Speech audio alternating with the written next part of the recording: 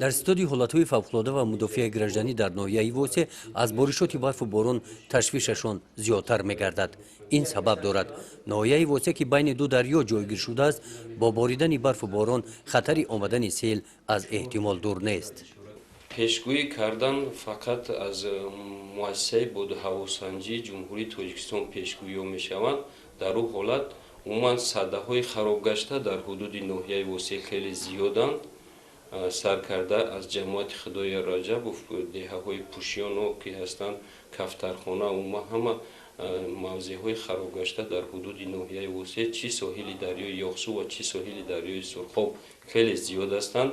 عموما حالت هم تشویش آور گفتن ممکن است و اما با دستگیری یعنی سفر کاری معاون سروزیر حکومت جمهوری تاجیکستان که 4 ینور به ناحیه واسه سفر کرده بودند با اعضایان کاری حکومت خیلی سپارش ها هم داده شد و در نوبت خود مقامات اجرایی حکومت دولتی ناحیه واسه هم ستادهای شهر ناحیه های حدود منطقه کلوب هم وظیفه دار شدند تا رفت اجرای کارهای ساحل بندی را تا موسم هم تیز کنند و زیر نظارت قطعی خود کنند.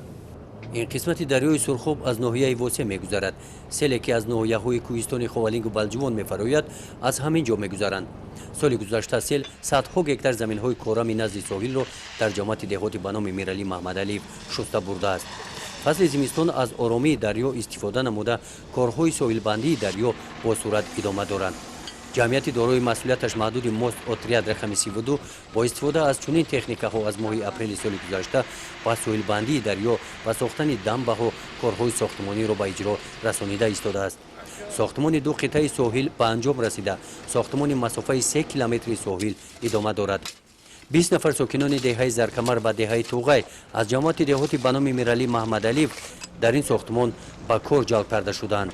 پلیت‌هایی که برای مستحکمی ساحل گذاشته می‌شوند 1.5 تن وزن دارند. قطعه ما از 3 کیلومتر عبارت است. این ما زیاده از 2 کیلومترش رو به انجام رسوندیم. با اینا کار کردیم. خیلی تکنیک‌ها را ببینید. پلیت‌ها داریم رزمیر 2:1.022 برای خط راست. داریم برای شپورا داریم برای هم 0.22 2:1.030 داریم با برای گردش شپورا داریم رزمیر 1.5 به 1.43 به 1 همین رزمیر میره. وزنه؟ 1.5 تن است. موافق او پیشنهادهای حکومت ناحیه در یک جایی با رئیس سردار مدافع گرجدنی ناحیه واسه پیشنهاد شده بود به حکومت جمهوری اویدی صداهای خراب گشته حدود ناحیه واسه برای برقرار کردن صداهای خراب گشته ناحیه واسه و چخیلی که امروز شما هم شاهد بودید در موضع دریای یعنی ساحل دریای سرخاب از موضع دهه زرکمر تو با دهه توغای جماعت دهاتی به نام میرعلی محمدعلی کارهای ساحل بندی و برقرار کردن صداهای محافظتی ادامه یافته است تا امروز کارهای زمینی با اوج در اونجا رفته استودند.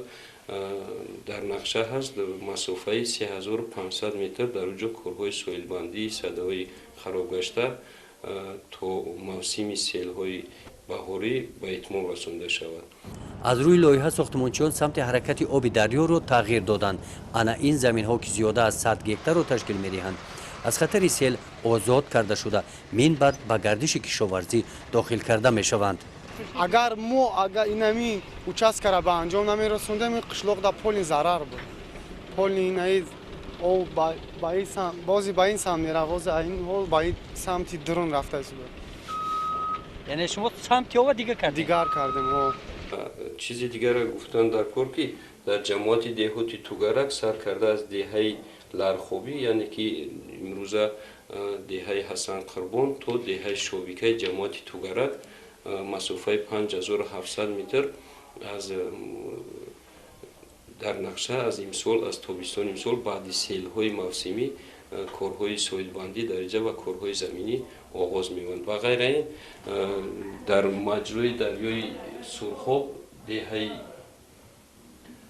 جاورز جماعت عبدی عوض دهه جاورز کارهای ساحل بندی در اونجا با اوج идома ёфта истодааст. То имрӯз корҳои заминӣ тавассути техника ва механизмҳои зарурӣ дар онҷо корҳои соҳилбандӣ ба масофаи 950 метр идома ёфта истодааст.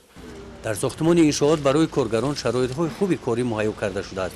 дар ҳавои сарду бориши барфу борон коргарон корро қат намекунанд. шамоли сарди соҳил ва бориши борон дар ин рӯз ба кори наворбардории мо душворӣ пешоварда бошад ҳам тавонистем ин лаҳзаҳои кори коргаронро сабт намоем. коргарон кӯшиш менамоянд то боришоти баҳор қисмати асосии соҳилро мустаҳкам намоянд. ҳама вақт кор мекунем то ҳадди имкон то борони сахт гирифтана мо ҳама кор мекунем бо формо таъмин кардагиам коргарора шароитотун шароит нағз ҳама тарафа иҷрои шикорҳои соҳилбандӣ дар ҳудуди ноҳияи восеъ дар якҷоягӣ бо мувофиқат бо раиси ноҳия сардори мудофиаи граждании ноҳия ва дар назорати сардори ситоди яъне ситоди ноҳияи восеъ корҳои идома ёфтааст. ҳамарӯза мо аз ҳолу аҳволи рафти корҳои соҳилбандӣ бо мутахассисони соҳаи соҳилбандӣ дар алоқа ҳастем ва рафти корҳои онҳо аз тарафи ситоди ноҳия назорат карда мешавад. кӯпруки пешина ки деҳаро бо ҳам пайваст мекард, сели соли гузашта онро шуста бурд. ҷамъияти дорои масъулияташ маҳдуди Мостротряд рақами 32 барои ҳалли ин мушкилоти сокинони деҳаи Туғай дар ҷои кӯпруки пешина ана ин кӯпруки нави замонавиро сохта ба истифода доданд. гузориши Хоҷа Назриев, Худойназар Зуҳуров аз ноҳияи восеъ барои барномаи иттилоотӣ таҳлилии ҷанбасти ҳафта.